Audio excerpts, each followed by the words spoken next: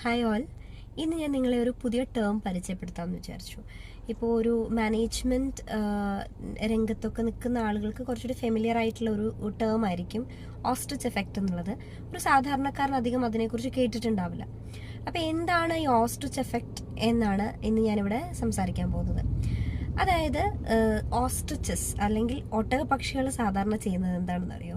ഭയങ്കരമായിട്ടുള്ള കാറ്റ് വീശുന്ന സമയത്ത് അവർ ഈ കുറച്ചുകൂടി ഒരു ഡ്രൈ ആയിട്ടുള്ള സ്ഥലത്തായിരിക്കുമല്ലോ അവർ കൂടുതൽ കാണപ്പെടുക.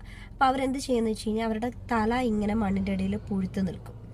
അപ്പോൾ ആ കാറ്റ് വന്നു കഴിയുമ്പോൾ അവർക്ക് ആ ഒരു ബാലൻസ് കിട്ടാൻ വേണ്ടിയിട്ടാണ് അവരത് ചെയ്യുന്നത്. അപ്പോൾ സാധാരണക്കാരൻ്റെ കേസസിൽ നമ്മൾ ഈ ഓസ്ട്രിച്ച് എഫക്റ്റ് എന്ന് പറയുന്നത് നമുക്കൊരു വിഷമഘട്ടം വരുമ്പോൾ അല്ലെങ്കിൽ നമുക്കൊരു പ്രോബ്ലം എൻകൗണ്ടർ ചെയ്യുന്ന സമയത്ത് നമ്മൾ അതിനെ കംപ്ലീറ്റ് ആയിട്ട് അങ്ങ് നെഗ്ലക്റ്റ് ചെയ്ത് അത് കണ്ടില്ല എന്ന് നടിച്ച് മുമ്പോട്ട് പോകുന്നതിനെയാണ് ഓസ്ട്രിച്ച് എഫക്റ്റ് എന്ന് പറയുന്നത്. ഇതിൻ്റെ ഒരു സൈഡ് എഫക്റ്റ് എന്താണ് അല്ലെങ്കിൽ അതിൻ്റെ കോൺസിക്വൻസ് എന്താണെന്ന് വെച്ച് കഴിഞ്ഞാൽ നമ്മളൊരു തെറ്റായ ഒരു ഡിസിഷൻ മേക്കിങ്ങിലേക്ക് എത്തും എന്നുള്ളതാണ്. അപ്പോൾ ഈ ഓസ്ട്രിച്ച് എഫക്റ്റ് ഇപ്പോൾ ഒരു എക്സാമ്പിൾ പറയുകയാണെങ്കിൽ ഇപ്പം നമുക്കൊരു ഹെൽത്ത് ഇഷ്യൂ വന്നു. ആ ഹെൽത്ത് ഇഷ്യൂ അതിപ്പം ചിലപ്പോൾ വളരെ സീരിയസ് ആയിട്ടുള്ളൊരു ഇഷ്യൂ ആണോ എന്ന് ഓർത്തിട്ട് നമ്മൾ മെഡിക്കൽ ചെക്കപ്പ് ചെയ്യാതിരിക്കുക, അല്ലെങ്കിൽ നമ്മുടെ ജീവിതത്തിൽ എന്തെങ്കിലും ഒരു ഫിനാൻഷ്യൽ ക്രൈസിസ് ഒക്കെ വന്ന് അല്ലെങ്കിൽ എന്തെങ്കിലും ഒരു പ്രോബ്ലം വന്നു കഴിഞ്ഞാലും അയാൾക്ക് തന്നെ ശരിയായിക്കോളും എന്ന് വിചാരിച്ച് കംപ്ലീറ്റ്ലി അതിനെ അഡ്രസ്സ് ചെയ്യാതിരിക്കുന്ന ഒരവസ്ഥയാണ് ഓസ്ട്രിച്ച് എഫക്റ്റ്.